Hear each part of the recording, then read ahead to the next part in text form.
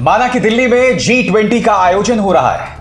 माना कि आपको दुनिया के सामने भारत की ताकत, भारत की जो सांस्कृतिक खासियत है वो पेश करनी है। और मैं ये भी मानता हूं कि इसका मकसद भारत की खासियत पेश करना नहीं है। इसका मकसद भारतीय जनता पार्टी के लिए चुनाव प्रचार का एक और जरिया बनाना है। मगर सीधा सा सवाल, दिल्ली के अंदर जो गरीबी है, क्या केंद्र सरकार उसे छुपाने की कोशिश कर रही है? यह सवाल कोई और नहीं बल्कि कांग्रेस के नेता और वायनाड के सांसद राहुल गांधी उठा रहे हैं और उन पर भारतीय जनता पार्टी के प्रवक्ताओं ने हमला बोलना शुरू कर दिया है। क्या कह रहे हैं राहुल गांधी? आपकी स्क्रीन पर। Government of India is hiding our poor people and animals. There is no need to hide India's reality from our guests. Rahul Gandhi कह रहे हैं कि भारत सरकार जो है वो शहर के जो गरीब लोग हैं और जो जानवर हैं उन्हें छिपा रही है और ऐसा करने की उसे कोई जरूरत नहीं है। दोस्तों, ऐसे वीडियो सामने उभर कर आ रहे हैं जहां पर कुत्तों के साथ ज्यादती करके, बेरहमी करके उन्हें जो है फेंका जा रहा है डब्बों के अंदर, केजेस के अंदर, और इस तरह की ज्यादती, इस तरह का अत्याचार जो है, इस तरह की ढेरों तस्वीरें सामने उभर कर आ रही हैं। ऐसी तस्वीरें सामने उभर कर आ रही हैं जिसे देखकर आपकी रूह कांप जाए।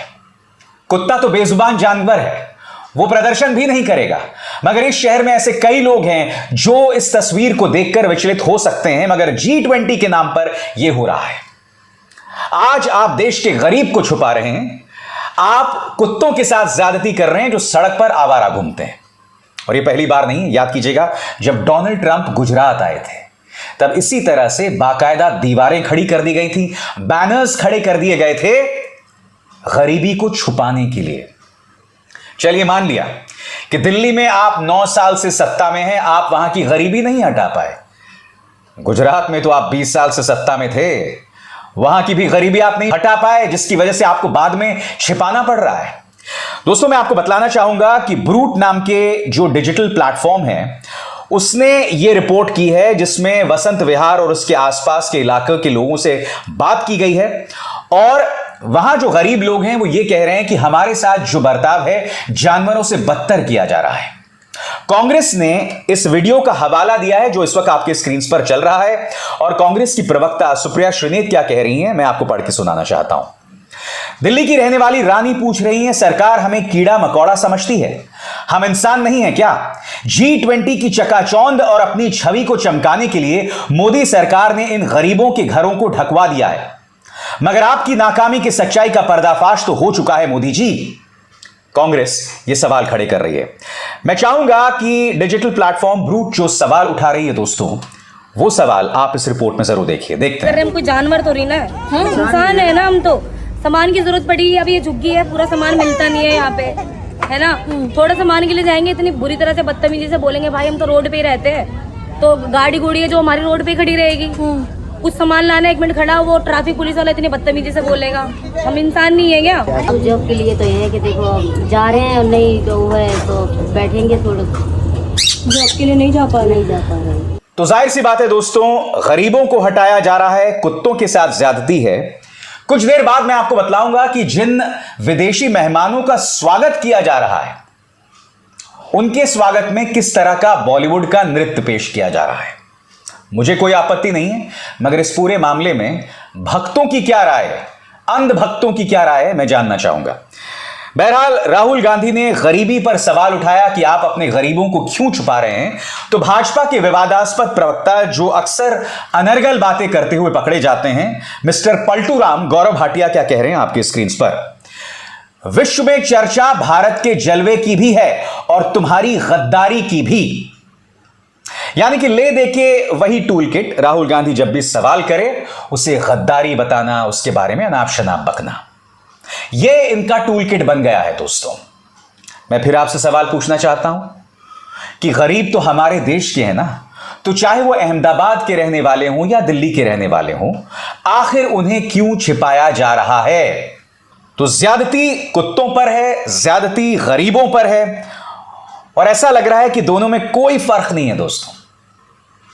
मगर आज मैं आपके सामने एक और चीज पेश करना चाहता हूं, और वो पेश करने से पहले मैं आपके सामने कुछ नृत्य की विधाएं पेश करना चाहता हूं दोस्तों। यानी कि भारत के अंदर किस तरह के नृत्य, किस तरह के नाच का जन्म हुआ, इजाद हुआ। वो कौन कौन से नृत्य हैं दोस्तों? भारतनाट्यम, कथक, कथकली, कुचिपुड़ी, मणिपुरी, मोहिनीअट्टम, ओडिसी नृत्य। इन तमाम नृत्यों का जन्म दोस्तों भारत के अंदर हुआ है। मैं आपसे एक सवाल पूछना चाहता हूं, जब हमारे विदेशी मेहमान आते हैं तो क्या हमारे बच्चों को भारतनाट्यम, कथक, कथकली, कुचिपुड़ी, मणिपुरी, मोहिनीअट्टम या ओडिसी नृत्यों पर उन्हें नचाया नहीं जा सकता था? मगर हो क्या रहा है दोस्तों, बॉलीवुड के गानों पर हमारे बच्चे ठुमके लगा रहे हैं। और यही नहीं, विदेशी गाने, एड शीरन का एक गाना है शेप ऑफ यू, उसका जो है मिश्रण किया जा रहा है भारतीय शास्त्रीय संगीत के साथ। सबसे पहले दोस्तों देखिए किस तरह से हमारे जो बच्चे हैं वो ठुमके लगा रहे हैं। और आया कौन है? ये हैं ओमान के deputy prime minister Sayyid Asad bin Tariq Al Said. ये आए थे और उनके सामने हमारे बच्चे ये नृत्य कर रहे हैं। मैं फिर कह रहा हूं, भारतनाट्यम हो सकता था, ओडिसी नृत्य हो सकता था, मणिपुरी हो सकता था, मोहिनीअट्टम हो सकता था, बहुत कुछ हो सकता था।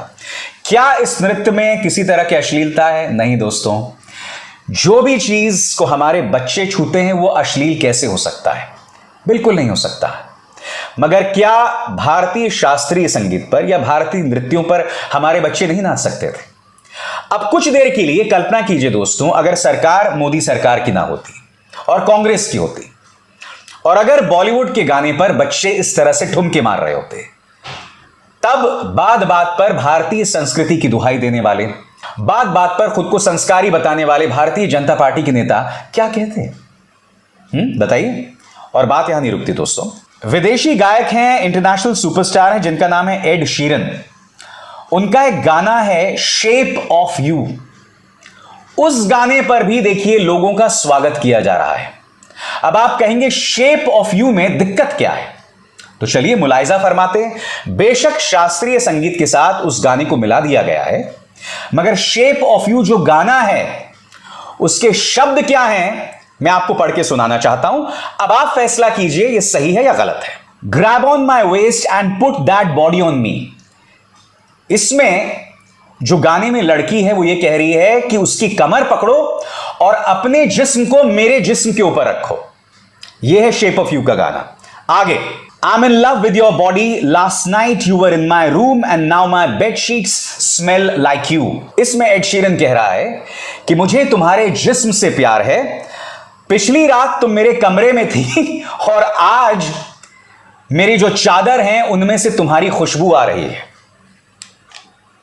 इसमें गायक कह रहा है कि अपने जिस्म को मेरे जिस्म के ऊपर रखो। इसमें गायक यह भी कह रहा है कि कल पूरी रात तुम मेरे कमरे में थी और आज सुबह मेरी चादरों से तुम्हारी खुशबू आ रही है। और इस गाने पर विदेशी राजनयिकों, हेड्स ऑफ स्टेट, प्रधानमंत्रियों, उप प्रधानमंत्रियों का स्वागत किया गया। मैं एक बात स्पष्ट कर दूं, एड शीरन का जो शेप ऑफ यू गाना है मेरा पसंदीदा गाना है। मैं फिर कह दूं, अगर भारत सरकार को लगता है कि इस गाने पर उनका स्वागत किया जाना चाहिए तो मेरे अंदर जो फिल्मी अभिसार है ना, या वो अभिसार जिसे संगीत से बेतहाशा मोहब्बत है, मुझे कोई प्रॉब्लम नहीं है। मगर गाना जब मनोरंजन के लिए होता है वो एक अलग चीज होती है, और दूसरी तरफ जब देश की संस्कृति को पेश करना है, जब देश की सभ्यता को पेश करना है तो वो अलग होती है।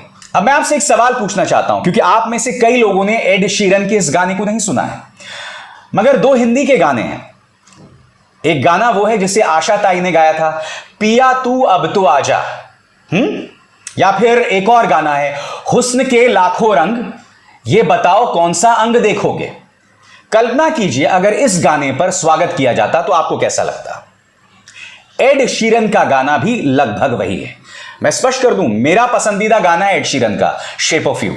मुझे बहुत मजा आया सुनकर। मगर जो पॉलिटिकल पार्टी बार बार संस्कार की दुहाई देती है उसके दोहरे मापदंड यहां पर उभर कर आते हैं।